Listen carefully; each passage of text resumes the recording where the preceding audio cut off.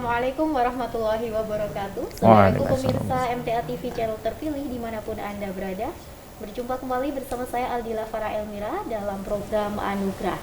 Pemirsa, kami ingatkan untuk selalu melaksanakan protokol kesehatan guna mencegah penyebaran virus COVID-19.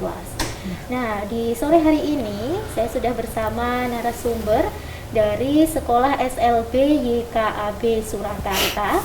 Dan jika nanti Anda ingin bertanya, bisa bergabung bersama kami di line telepon 02716793000 atau bisa melalui line WhatsApp dan juga SMS 08112553.000. Baik, kita akan mulai segera dan saya akan terlebih dahulu mengenalkan narasumber di sore hari ini. Pertama, ini di kiri saya ini ada Ibu Mumpuni Prihatiningsih sebagai guru SLBA YKAB Surakarta, biasa disapa Buning, betul ya Ibu ya?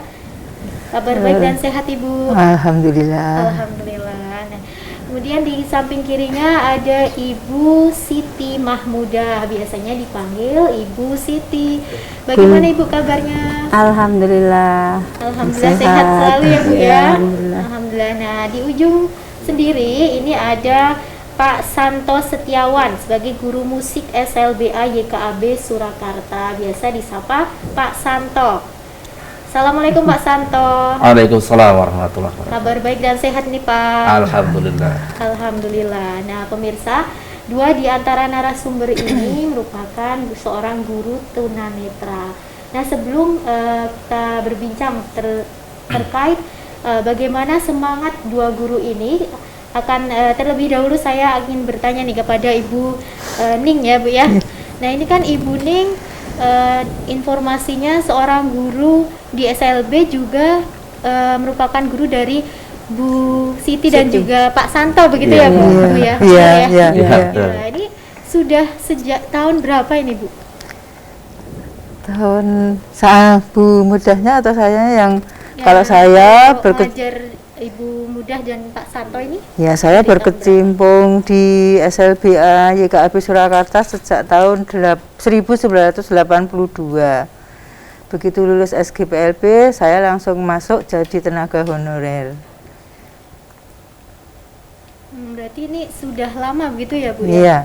Nah, kemudian pertama kali ini tanggapan Ibu ketika mengajar Pak Santo dan Bu Siti ini kira-kira apa ya Bu? Masih ingat nggak nih Bu? Ya, waktu itu masih kecil-kecil ya. Pak Santo, saya menangani Pak Santo ini masih kelas persiapan ya. Masih beling. Masih persiapan. Kecil, gelengkreng ya. Kecil sekali, badannya kecil. Kering garing. Ya, tidak gemuk ya, kecil. Nah, kalau Bu Mudah ini biasa, biasa ya. Tapi ya, keduanya ini riang gembira dari sejak kecil. Iya itu. Saya mengajar Bu Mudah dari kelas 3 ya Bu ya. Iya, kelas 3. Ngajar musik. Saya dulu memegang guru bidang studi, yaitu PKK. Dulu zaman dulu ada PKK dengan kesenian. Saya membantu almarhum Pak Slamet Widodo. Baik, berarti ini luar biasa sekali dan kemudian ketika Bu Siti Mahmudah dan juga Pak Santo ini kan sudah lama sekali ya Bu ya lulusnya tentunya di SLB ini. Kemudian tahun berapa masuk menjadi seorang guru ini Bu Siti? Saya mengajar di SLBA tahun 2002 ya, tahun 2002 saya masuk di SLBA untuk menjadi guru sekaligus menjadi teman satu atap sama Ibu Ning. Biasa. Nah, ini tanggapannya gimana nih Bu? Bu Siti masuk ke SLB, padahal kan sama tunanetra begitu mengajar anak-anak tunanetra. Ini langsung diterima-kah atau punya pandangan yang lain mungkin? Ya, Insya Allah nyaman ya. Jadi langsung bisa tahu karena teman-teman maksud saya siswa-siswa yang kita tangani ini yang kita langsung kita pegang adalah anak-anak tunanetra juga yang sama dengan saya, mungkin lebih bisa menerapkan waktu saya masih menjadi siswa gitu, seperti itu gitu. Jadi saya mungkin harus menyesuaikan dengan guru-guru yang sudah mengajar sebelumnya gitu. Baik, itu dari tanggapan Bu Siti ya Bu ya, sebagai guru tunanetra sekaligus penyandang tunanetra begitu. Karena merasakan bagaimana kondisi sewaktu sekolah juga begitu ya Bu ya. Nah, ini kalau dari Bu Ning sendiri ini bagaimana Ibu? Kan biasanya banyak guru yang mungkin tidak berkebutuhan khusus begitu. Ya. Kalau saya setelah Bu Mahmudah masuk itu, pertama bisa untuk memotivasi anak-anak. Ya, jadi ya murid-murid yang lain itu yang saya contohkan ya Bu Mahmudah ini.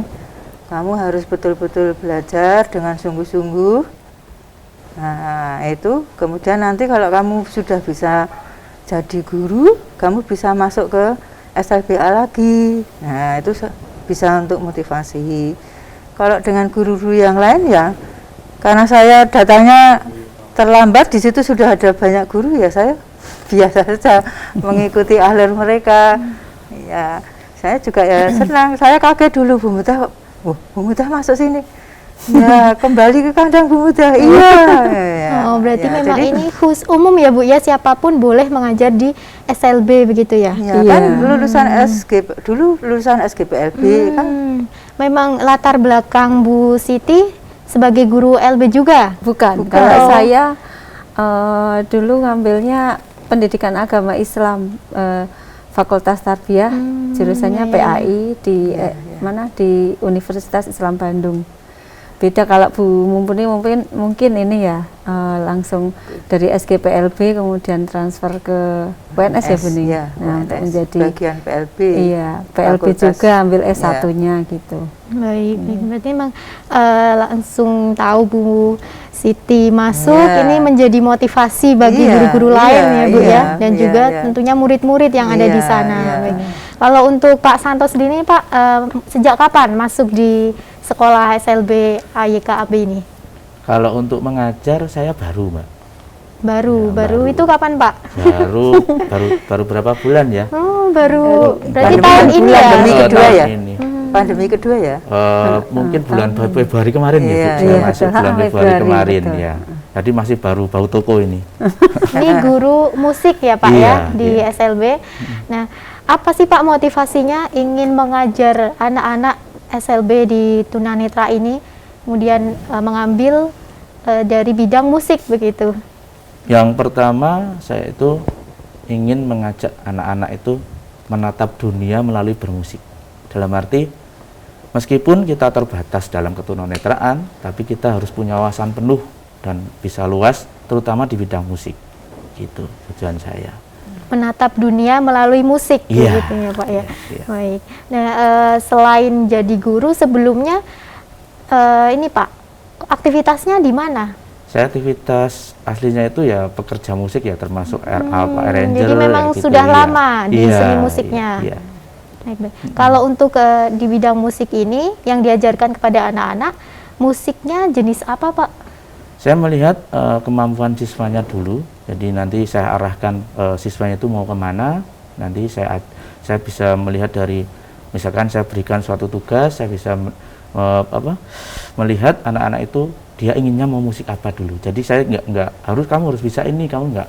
Jadi saya melihat kemampuan siswa, karena seorang disabilitas itu harus kita sebagai pengajar harus tahu karakter si anak yang akan kita berikan materi. Gitu. Jadi terutama pendekatan heart to heart ya, kalau saya bilang itu dari hati ke hatinya. Jadi kita komunikasi dari hati dulu, lalu kita tanya, kamu mau belajar musik apa, Nduk? Misalkan kalau cewek gitu.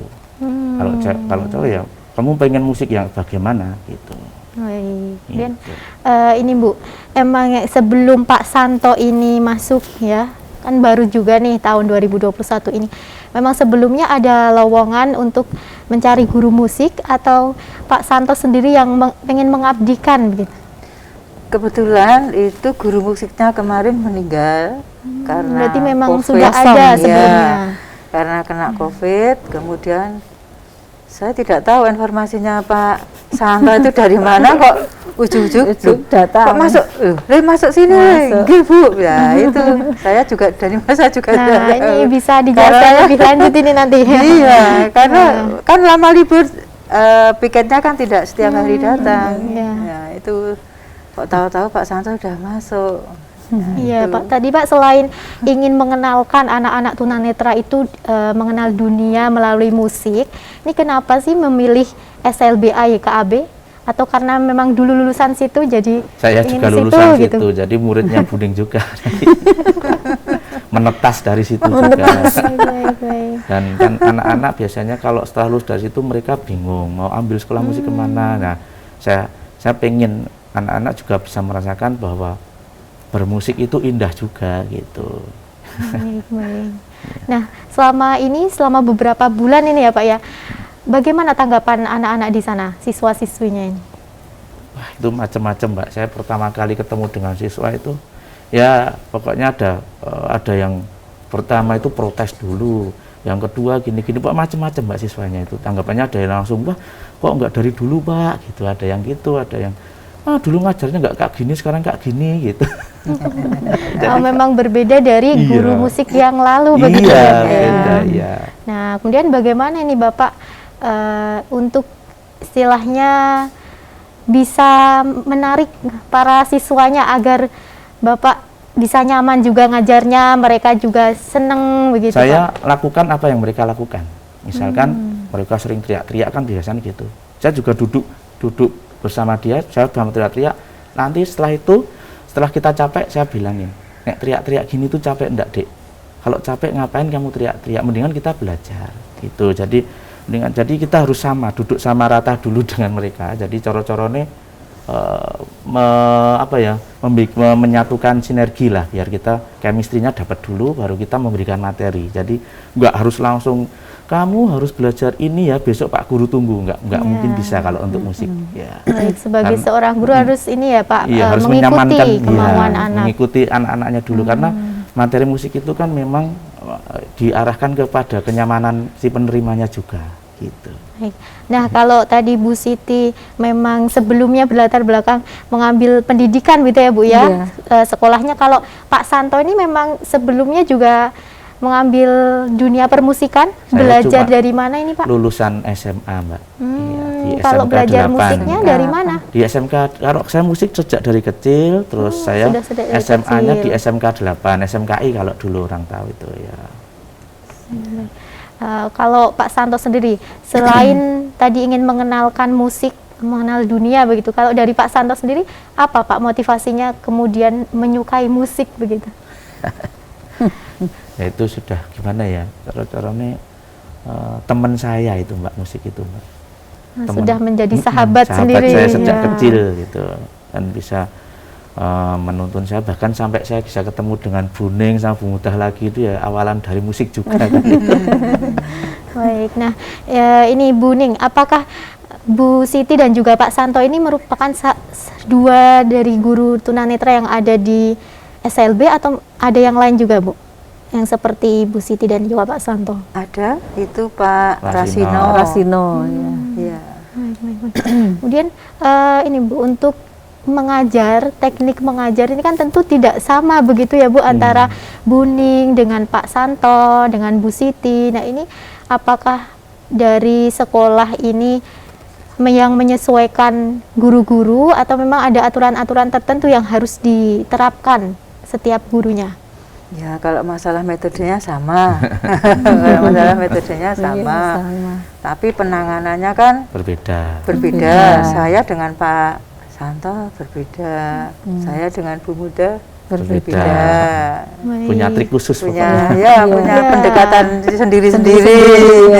Nah, karena memang berbeda-beda nih ya Pak ya, bisa dijelaskan nih Pak, diceritakan kepada pemirsa bagaimana sih seorang tunanetra mengajar anak-anak yang tunanetra. Tipsnya ada nggak nih Pak, agar mereka ini bisa istilahnya patuh sama gurunya gitu? Jangan patuh ya Mbak, kalau patuh kayak piye ini loh. Berteman. Ya kita yang pertama harus mengetahui latar belakang siswa itu dulu, terutama dalam lingkungan rumahnya dulu, karena disabilitas ya Mbak ya. Misalkan yang pertama kita beri pertanyaan, kamu di rumah sering ngapain aja, gitu. Jadi kita bisa tahu seberapa besar kegiatan dia di rumah, karena itu menentukan saraf motoriknya. Karena musik kan, kalau ingin bermain musik kan menggunakan gerak ya, maksudnya kan menggunakan saraf-saraf tertentu ya. Kita tanya, kamu di rumah sering ngapain? Jadi sebelum kita memberikan pemaparan materi, kita harus tahu latar belakangnya dulu. Terus setelah itu, pokoknya kita harus bisa jadi sahabatnya dulu. Dia mau cerita bla bla bla, kita dengar dulu. Setelah itu lalu kita berikan, ya nek kayak gitu kamu harus begini, kamu harus tetap semangat. Jadi kita berikan motivasi dulu supaya semangatnya tuh bangkit dan melupakan ketunanetraannya dulu. Jadi bahwa kita tuh nggak sendirian, kita nggak sendirian. Bapak juga tunanetra, kamu kan juga tunanetra, jadi gitu. Mentalnya dulu nih ya, Pak, yang mentalnya kita dikuatkan. bentuk dulu ya. Itu kalau untuk trik musiknya. Lebih ke mengenal Iya, dari kepribadiannya masing-masing itu. Iya. Kalau untuk Bu Siti gimana ini Bu? Ini Bu Siti ini guru ini ya agama gitu. Iya. Bagaimana triknya untuk mengajar anak-anak tunanetra, Bu? Sebenarnya hampir sama ya. Kalau kita untuk trik mengajar pendidikan agama, yaitu kalau saya megang pendidikan agama Islam, ya kita tetap harus tahu di rumah itu ada pembiasaan untuk mengerjakan sholat 5 waktu atau belum begitu. Ini kita juga harus ditanya juga. Jadi di rumah itu sudah biasa ataukah belum misalnya untuk menjalankan sholat 5 waktu. Nah, kalau misalnya bagi yang belum, mungkin setiap hari kita harus mengingatkan kepada sang anak ini, karena kita butuh disenangi anak dulu. Baik. Kalau kita belum disenangi sama anak, tetap anak itu tidak akan masuk apa yang kita berikan. Apa yang kita berikan, ya. Itu dulu. Nah, berarti kan ya memang harus begitu mengajar anak-anak disabilitas, terutama yang netra ini gitu, Mbak. Harus penuh kesabaran. Iya. Gitu ya, Bu. Nah, ini mengingatkannya dengan cara apa ini, Bu? Atau memang setiap di sekolah saja, atau ketika mereka sudah di rumah juga selalu diingatkan begitu? Kalau selama pandemi ini iya harus. Saya sering japri malahan sama anaknya ya. Biasanya kalau japri biasanya orang tua yang langsung merespon japrian saya gitu. Paling saya misalnya namanya Muklis, Assalamualaikum Muklis, sudahkah menjalankan sholat subuh? Nanti dijawabnya udah jam berapa, baru dijawab, oh iya saya baru kerja gitu. Tadi Muklisnya bangunnya kesiangan misalnya begitu. Baik, berarti ini memang karena pandemi, Iya. Ibu menggunakannya via WhatsApp gitu ya, Bu ya. Sama dengan Pak Santo ini. Sama. Nah, kalau karena pandemi juga nggak bertemu begitu Pak, biasanya tatap muka bisa main musik bareng. Kalau lewat WhatsApp ini bagaimana Pak? Saya memberikan materi dalam kadang-kadang saya bentuk video. Jadi saya memainkan suatu lagu, anak itu saya suruh menghafal, tapi satu lagu itu saya jelaskan dulu bahwa lagu ini berbirama ini, bertempo bertempo sekian, terus ini bernada dasar ini. Nah, nanti saya suruh menyanyikan, lalu saya beri tugas lagu yang kamu nyanyikan itu tadi apa saja terdiri, berarti bagian-bagiannya gimana gitu, saya suruh menjelaskan gitu. Kalau untuk online sementara gitu dulu kan. Tapi memang anak-anak ini sudah dibekali alat musik gitu Pak di rumahnya atau tidak, atau memang banyak yang belum punya, mandiri begitu? Ya, banyak yang belum punya. Kadang-kadang kayak saya latih dengan media untuk melatih motoriknya, ya wes nek nu cepakno mangkok karo sendok gitu, yang penting yang penting anak-anak bisa mukul gitu. Baik. Kalau seni musik ini termasuk keterampilan atau mata pelajaran yang wajib, Ibu? Mata pelajaran. Kalau seni musik. Iya. Mata pelajaran ada. Mata pelajaran. Kurikulum, masuk kurikulum. Baik. Kalau untuk anak-anak tunanetra di SLBA YKAB ini, selain musik, pendidikan agama, kemudian keterampilan-keterampilan apa yang diberikan pada anak-anak tunanetra ini? Ada masase, pijet ya? Pijet, ya, pijet. Kemudian keterampilan yang lain, misalnya keterampilan keluarga, ada yang membuat sirup, membuat telur asin, baru ini tata boga, membuat kue, tata boga, ya, keterampilan. Kalau untuk menjahit saya kira hanya pasang benih, Baik. ngesum. Nah, Ibu, Bu Siti, Bu Ning dan juga Pak Santo ini tentu dari pribadi-pribadi guru sendiri mempunyai tantangan yang beda-beda satu sama lain. Kalau dari Bu Ning sendiri, apa nih Bu tantangan dalam mengajar anak-anak di SLB Tunanetra ini kan sudah lama sekali ya Bu ya ngajarnya? Iya, tantangannya aja. Kesulitannya yang dihadapi Bu gitu. Wah, kesulitannya banyak, tapi banyak senangnya. Jadi guru Banyak SLB senangnya. itu tidak pernah marah. Ya, karena setiap gerak anak itu lucu. Iya. Menyenangkan ya Bu ya. Ya, Apalagi kalau misalkan seperti anak saya ini yang kan murid saya 4. Ya, itu juga 4 macam. 4 karakter, 4 macam karakter. Yang satunya begitu masuk tidak bisa lepas dari orang tuanya. Ibu kundi, mama kundi. Ya, untuk untuk sosialisasi ke lingkungan rumah yang dibawa ke sekolah itu untuk OM-nya. Untuk mengalihkannya itu sulit sekali. Jadi suasana rumah ke sekolah itu Susah. itu sampai hampir 1 tahun. Nah itu. Jadi misalnya Bu, mamahku ndi Bu? Itu di depan pintunya aja ditutup loh. Ya. Kalau sudah mendengar suara itu mamahmu sudah di situ. Ya. Nah. Kemudian yang kedua, maaf ini 4 macam ini. Yang kedua itu tidak bisa berbicara, tapi sudah agak besar. Nah, itu kalau kan saya mau ngomong, dia juga tidak bisa menerima. Dia ngomong, saya juga belum tahu. Tangan saya digigit. Sini, wah. Yang kemarin belum sembuh, paginya digigit lagi. Aduh, ngatek biru, Pak. Tanganku biru ya. Ning ya apa-apa. Saya suka, enggak apa-apa. Ya, karena anaknya juga manut. Ayo masuk sekolah. Ya. Digandeng enggak mau, ya wis ya tak tetkining buri, ya. Dinikmati Saya panggil, begitu. saya panggilkan orang tuanya, Pak masuk kelas Pak, ya. Kemudian yang satunya, yang kecil itu, kalau ditanya, selamat pagi Zizi, ya, menirukan, ya itu. Senang saya sekolah di situ, jadi nggak pernah marah Bu. Berarti ini lebih banyak senangnya dibandingkan dukanya begitu ya. Nah pemirsa, dibuang marahnya. ini banyak sekali ya tantangan-tantangan Iya. bagaimana seorang guru tunanetra mengajar anak-anak tunanetra. Nah kita akan lanjutkan di sesi kedua nanti ya Pak Santo dan Bu Siti. Baik pemirsa dimanapun Anda berada, kita akan lanjut di sesi kedua. Bagi Anda nanti yang ingin bergabung, bisa bergabung bersama kami di line telepon 02716793000 atau bisa melalui line WhatsApp dan juga SMS 08112553.000, tapi setelah informasi-informasi berikut ini.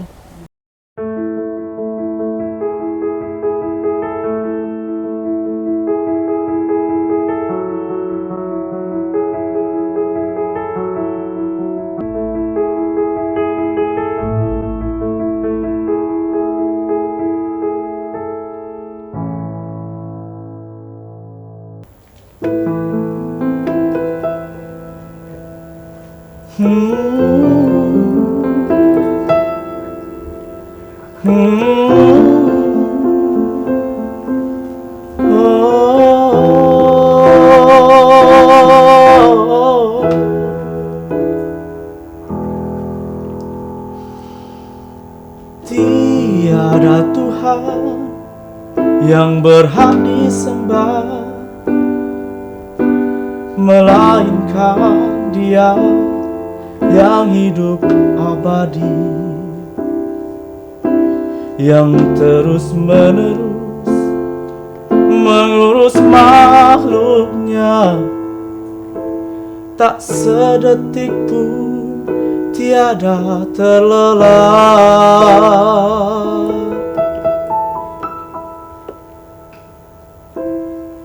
Oh, Dialah pemilik langit dan bumi, tiada yang dapat memberikan syafaat di sisi Allah tanpa seizinnya. Allah mengetahui yang di hadapan dan di belakang mereka. Tiada satupun yang dapat mengerti tentang ilmu Allah, melainkan apa yang dikehendaki. Kursi Allah itu meliputi langit dan bumi. Allah tak merasa berat memelihara keduanya, karena Allah maha tinggi lagi maha besar.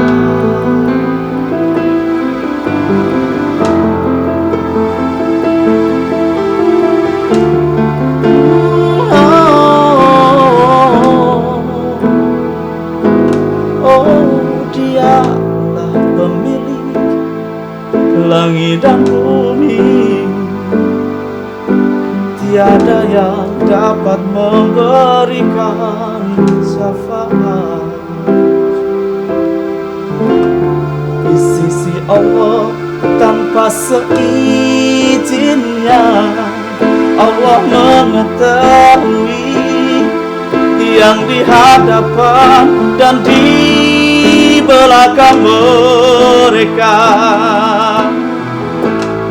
Tiada satupun yang dapat mengerti tentang ilmu Allah, melainkan apa yang dikehendaki. Oh, kursi Allah itu meliputi langit dan bumi. Allah tak merasa berat memelihara keduanya,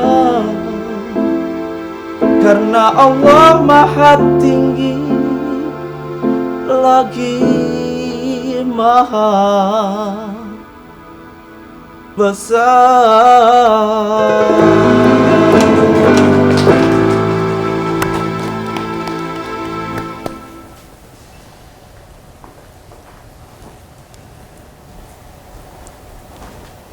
Baik, luar biasa sekali nih ya suara Pak Santo yang membawakan lagu ini. Tadi kursi apa nih Bu ya liriknya? Nanti kita akan tanyakan langsung ke Pak Santo, bagaimana sih bisa membuat lagu yang sangat indah ini didengar. Nah, sambil menunggu Pak Santo, kita lanjutkan di tadi ya Bu Siti ya, tantangan dalam mengajar anak-anak tunanetra. Nah, ini kan berbeda dengan Buning yang bisa melihat begitu. Nah, kemudian kan tadi sempat dibicarakan oleh Buning nih bahwa ada kondisi anak-anak tunanetra ini selain tunanetra juga tidak bisa jalan begitu ya Bu ya.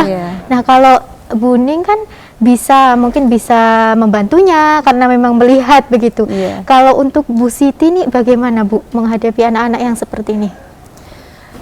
Kalau saya sendiri untuk menghadapi siswa-siswa seperti siswanya Buning ini ya, karena berbeda-beda, saya memang lebih fokus ke anak yang aktif, yang cenderung dia tidak bisa diem.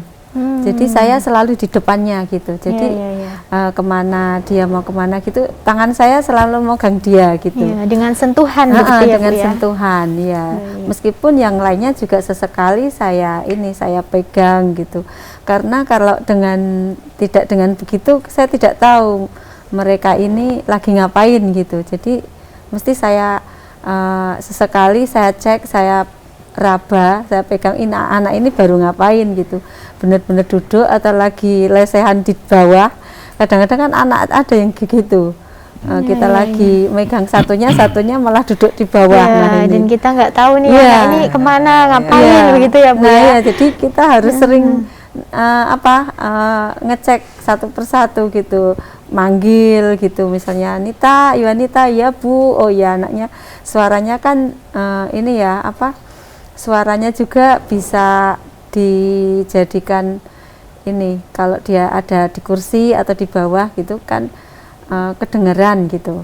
Baik, berarti ini lebih ke ini ya Bu, ke ketajaman suara gitu. Kalau selain sentuhan gitu, itu betul. lewat suara. Nah, ini Pak Santo, keren sekali Pak ini, luar biasa. Tadi nyanyinya lagu apa nih Pak judulnya? Tadi judulnya Kursi Allah tadi. Kursi Allah. Ini Pak Santo membuat sendiri liriknya gitu? Itu sebenarnya liriknya itu terjemahan dari ayat-ayat kursi ya Mbak, itu Mbak dulu. Iya. Apa nih Pak yang memotivasi Bapak kemudian membuat lagu dari terjemahan ayat suci Al-Quran gitu? Iya, itu bermula itu sebetulnya itu lagu ini itu lagu untuk salah satu proyek klien ya. Jadi saya untuk mengaransemen lagunya, sebetulnya ini lagu ini untuk dipublikasikan di salah satu travel gitu kan lah gitu ya. Jadi saya cuma dikasih Arabnya saja Mbak waktu itu. Tapi tidak tahu kalau itu ayat kursi begitu? Dia cuma bilang ini ayat kursi, tapi saya punya Arabnya, kamu cari sendiri terjemahnya, saya cuma digitukan. Katanya kamu suka pekerjaanmu aransemen lagu gitu. Setelah tahu terjemahnya, silahkan buat notasinya, cuma gitu aja. Baik. Ya. Luar biasa. Ini berapa lama Pak untuk bisa menjadi lagu yang sangat indah tadi? Kalau lagu ini spesial momen Mbak. Jadi kalau saya biasa mengaransemen lagu itu paling 3 sampai 4 jam. 3 sampai 4 jam? Iya, itu satu lagu itu biasa ya, itu lagu biasa di luar lagu ini tadi. Kalau lagu ini tadi sampai 9 jam Mbak, baru selesai. Karena saya setelah mengetahui terjemahnya itu saya waktu itu bisa nangis juga gitu. Terus saya waktu itu menjadi guidance itu contoh vokal. Saya untuk melafalkan Allah aja nggak bisa waktu itu, karena saya waktu itu memang belum sholat waktu itu. Gitu. Iya. Berarti ini mohon maaf, ini informasinya kan Bapak ini mu'alaf begitu ya Pak ya? Nah, ini memang dari lagu itu kah mu'alafnya atau sebelum itu sudah mu'alaf? Belum. Dari lagu ini. Ya, dari lagu ini saya menjadi mu'alaf. Oh, berarti memang terinspirasi dari lagu tersebut ya Pak ya? Iya. Baik, luar biasa. Nah, ini Pak, selain berbicara terkait lagu ini, kita kembali ke tadi ya Pak ya, ini tantangan terbesar Bapak dalam mengajari anak-anak tunanetra khususnya di bidang musik nih Pak, apa nih Pak? Iya, kalau saya mengajar musik dengan umum mungkin satu perintah atau satu komando mudah ya. Kalau untuk tunanetra itu kita harus satu-satu untuk mengajar siswanya. Jadi kita harus interaksi langsung dengan siswa. Misalkan cara memainkan gitar, kita harus mempraktekkan, silakan pegang Bapak gitu. Jadi kita nggak cuma ngomong tapi harus praktek ketemu dengan. Iya, itu kan berarti memegang alat musik sendiri-sendiri juga ya Pak ya? Iya, kalau belum ada kita pakai satu alat buat gantian. Nah, ini bagaimana Pak cara mengarahkan mereka, kan karena Bapak juga tidak bisa melihat, anak-anak juga tidak bisa melihat nih, apakah ada pendamping yang lain? Enggak, itu kita raba satu-satu kayak Bu Muda itu. Iya, kita berarti sama seperti Bu Mudah ya. Tetap dipegang satu-satu. Baik. Nah, sebelum lanjut ke pembahasan yang lebih detail, ini sudah ada pertanyaan yang masuk melalui WhatsApp nih. Ini yang pertama dari Pak Dayat yang ada di Padang. Apakah di sekolah itu diajarkan hafalan Al-Quran untuk bekal mereka di akhirat nanti? Terima kasih. Baik. Siapa nih yang mau menjawab? Mungkin dari tertua ya, ini Bu Ning atau Bu Siti? Ya, kalau saya ada yang mengajar tetap Bu Muda. Oh, berarti ada nih ya Pak ya, Pak Dayat yang ada di Padang. Nah, bagaimana Bu ini prosesnya? Saya pernah punya siswa yang memang dia itu hafalannya cepat sekali, dan di rumah juga dia suka mendengarkan ayat-ayat Murotal. iya murotal, di apa ya, mendengarkan murotal di rumah, sehingga anak ini bisa hafal 30 juz. Nah, luar biasa. 30 juz, maaf, juz Juz 30 ya. Sudah juz 30 luar ini biasa hafal. itu. Ya. Iya. Ini berarti berawal dari mendengarkan ya, Bu? Iya, mendengarkan. Betul. Kalau teknik yang diajarkan di sekolah, Bu, apakah juga melalui pendengaran? Iya, melalui pendengaran, karena kebetulan yang yang cepat hafalannya ini anaknya tidak bisa membaca, jadi ada gangguan motorik di tangannya ini, jadi nggak bisa meraba gitu, susah. Hanya melalui pendengaran dia bisa menghafal ayat-ayat Al-Quran ini gitu. Baik, ya memang di sisi lain selain Allah ini membutakan mata kita, tapi mempertajam pendengaran kita, begitu ya Pak. Seperti Pak Santo ini yang sangat pandai bermusik ya Pak. Nah, kemudian ini pertanyaan yang kedua dari Mas Ari yang ada di Solo. Dulu apakah keluarga Ibu Mumpuni dan Pak Santo mendukung dengan keputusan untuk melanjutkan menjadi pengajar di sekolah? Ini dari Pak Santo dulu mungkin nih. Kalau keluarga sangat mendukung, ya, untuk mengajar, karena mungkin, tapi kalau dari saya pribadi itu malah saya nggak ada bayangan kalau akhirnya jadi pengajar, Mbak. Tidak ada bayangan. Iya, nggak ada bayangan akhirnya ketemu siswa-siswa tuh, karena kan waktu itu sudah ada gurunya semua, ya wes aku tak wes nantilah, akhirnya alhamdulillah ada panggilan dari SLPA itu, ya wes saya langsung semangat wes tanpa menolak gitulah wes. Baik, ya karena motivasinya yang sudah disampaikan tadi ya Pak ya, ingin mengajak anak-anak ini melihat dunia ini loh. Kamu nggak bisa melihat, tapi kamu bisa loh melihat dunia dengan musik begitu ya Pak ya. Nah ini kemudian dari Bu Mumpuni, keputusan untuk melanjutkan menjadi pengajar di sekolah, dukungan dari keluarga ini. Karena keluarga saya itu kakek saya itu jadi guru SD, kemudian beliau menyarankan Bu ono sing dadi guru marisi aku. Nah itu kemudian memang dari dulu sudah ada ya, sudah ada. Kemudian saya tak daftar ke SPG ya. Nah itu kemudian saya masuk SPG Putri. Langsung mau itu Bu ya? Saya ditawarin. Saya juga rasanya gini Mbak, karena di lingkungan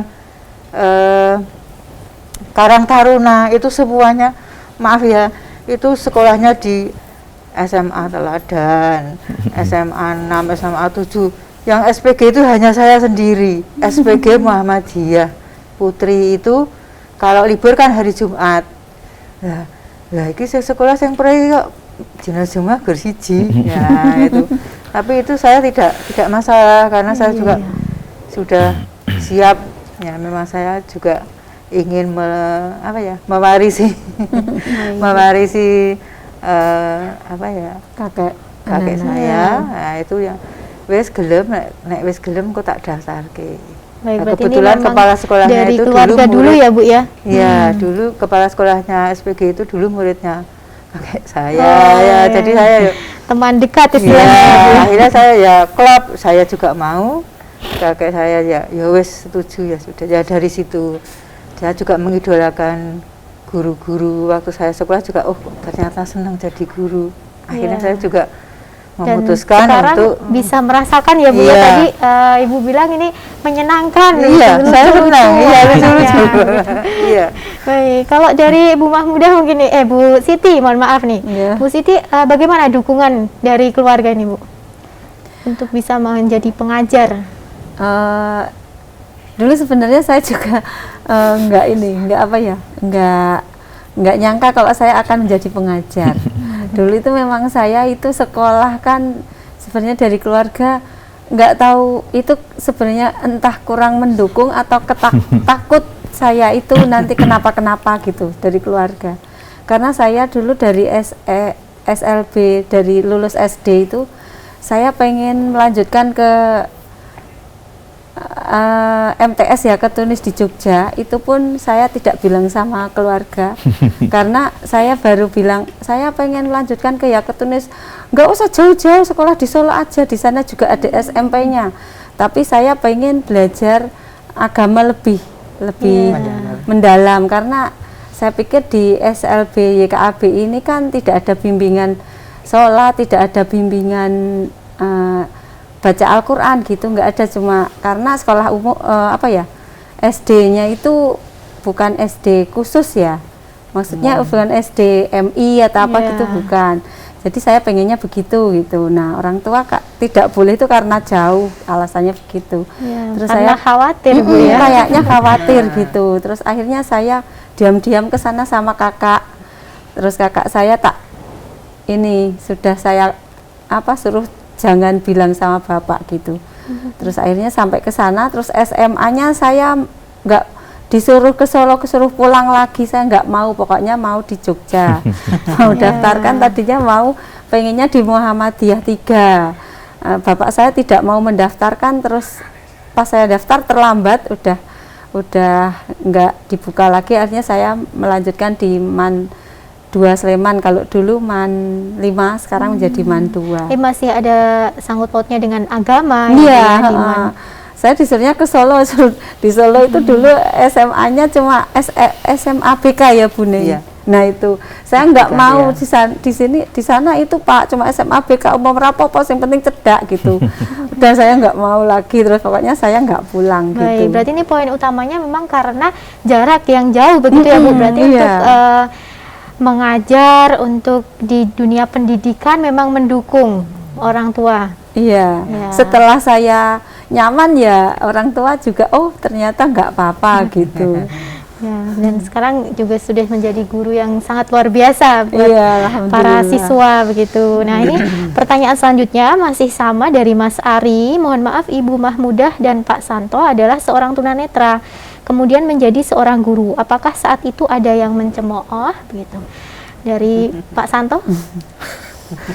Bagaimana Pak diceritakan nih Pak? Baru beberapa bulan nih ya kan jadi guru. Bagaimana tanggapannya? Sebetulnya nggak mencemooh, tapi cuma produk ngejak gojek ya istilahnya. Opo iso kue mulang? Nah suara-suara kayak gitu tuh kita sudah sering dengar. Tapi ya kalau kayak suara kayak gitu tuh kita anggap ya wis itu buat pecut cambuk bagi kita, lebih semangat ya. Aku bisa menunjukkan padamu bahwa aku bukan seperti yang kamu katakan gitu. Betul. Jadi lebih meroket ya. Lebih semangat lagi. Semangat ya.